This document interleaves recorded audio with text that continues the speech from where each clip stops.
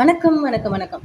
எங்க அம்மாவோட ஸ்பெஷல் வெண்டைக்காய வச்சு சட்டுன்னு ஒரு 10 நிமிஷத்துல செய்யக்கூடிய ஒரு ரெசிபி உங்களோட ஷேர் பண்ணிக்கிறேன். நான் வந்து ஒரு 150 கிராம் வெண்டைக்காய எடுத்து நல்லா கழுவிட்டு, தண்ணிலாம் போகிற அளவுக்கு தொடச்சிட்டு, வெண்டைக்காய 4ஆ கீறி அத குறுக்க பொடி பொடியா கட் பண்ணி வச்சிருக்கேன். இந்த மாதிரி எவ்வளோ பொடிசா நறுக்க முடியுமோ அந்த அளவுக்கு பொடிசா நறுக்கி வச்சுக்கணும். கொஞ்சமா ஒரு தவால எண்ணெய் ஊத்தி, அந்த வெண்டைக்காய போட்டு அத வந்து நம்ம வதக்கணும். வெண்டைக்காய் வந்து முழுசும் வதங்கணும்லாம் கிடையாது. ஒரு முக்கால் அளவுக்கு வெண்டைக்காய் வந்து வதங்கி இருக்கணும். வெண்டைக்காயோட வளவளப்புலாம் இதில் போகணும். அதுக்காகத்தான் வந்து வதக்கி எடுத்துக்கிறோம். வளவளப்பு போனதுக்கு அப்புறமா கொஞ்சமாக அந்த வெண்டைக்காயில் உப்பு பிடிக்கிறதுக்காக உப்பு போட்டுக்கிடணும். அவ்வளோதான். இப்போ வந்து வெண்டைக்காய் முக்கால் அளவு நமக்கு வெந்துருச்சு. இதை வந்து வேறு ஒரு பாத்திரத்துக்கு மாற்றி வச்சுக்கிட போகிறோம். இது கொஞ்சம் நேரம் ஆறிக்கிட்டு இருக்கட்டும்.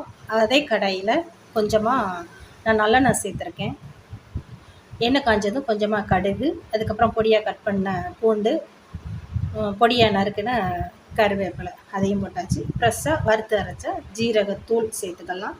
ஃபைனலாக கொஞ்சம் காஷ்மீர் மிளகாய்த்தூள் கொஞ்சமாக சேர்த்துருக்கேன். பெருங்காயத்தூள் போட்டு இது நல்லா முருகவும் அடுப்பை அமர்த்திட்டு, அதே வெண்டைக்காயில் பொடியாக கட் பண்ண சின்ன வெங்காயம், பொடியாக நறுக்கின பச்சை மிளகா காரத்துக்கு தக்கன, அதுக்கப்புறம் பொடியாக கட் பண்ண தக்காளி. இந்த வெங்காயம், தக்காளி, பச்சை மிளகாய் எல்லாமே பொடியாக கட் பண்ணிக்கிடணும்.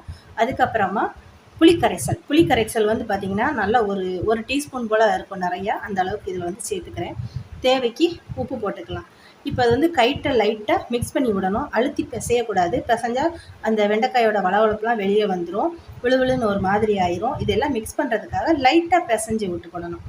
அதுக்கப்புறமா நம்ம வந்து ஏற்கனவே அடுப்பில் தாளிச்சிருக்கத இதில் வந்து கொட்டிக்கிடலாம். கொட்டிட்டு இதை லைட்டாக மிக்ஸ் பண்ணி கரண்டியை வச்சு நல்லா கிளறி விட்டுக்கலாம். சூப்பராக இருக்கும். இது வந்து சப்பாத்திக்கெலாம் வச்சு சாப்பிட்றதுக்கு சூப்பராக இருக்கும். எங்கள் அம்மா வந்து இதை பார்த்திங்கன்னா சோத்தில் தான் போட்டு சாப்பிட கொடுப்பாங்க. ஆனால் எங்கள் பாட்டி வந்து பார்த்திங்கன்னா இதை பழைய சோத்துக்கெலாம் வச்சு செஞ்சு தருவாங்க. அது மாதிரி சோறு இருந்துச்சுன்னா இதை போட்டு பிசைஞ்சு கொடுப்பாங்க. ஆனால் அவங்க கூட கொஞ்சம் புளி நிறையா ஊற்றி சோறுக்கு பிசைஞ்சு தருவாங்க. சூப்பராக இருக்கும். 10 நிமிஷத்தில் செஞ்சிடலாம். சப்பாத்திக்கெலாம் அருமையான ஒரு காம்பினேஷனாக இருக்கும். நான் இன்றைக்கி சிறுதானிய வரகு அரிசி வடித்து வச்சுருக்கேன். அதில் இந்த வெண்டைக்காயை போட்டு சாப்பிடணும். Super taste. இதுக்கு என்ன பேரெல்லாம் எனக்கு தெரியாது. எங்கள் அம்மா செஞ்சு கொடுப்பாங்க. நான் சாப்பிட்ருக்கேன். நீங்களும் ட்ரை பண்ணி பாருங்கள். வீடியோ பிடிச்சிருந்தா மறக்காமல் லைக் பண்ணுங்கள், கமெண்ட் பண்ணுங்கள்.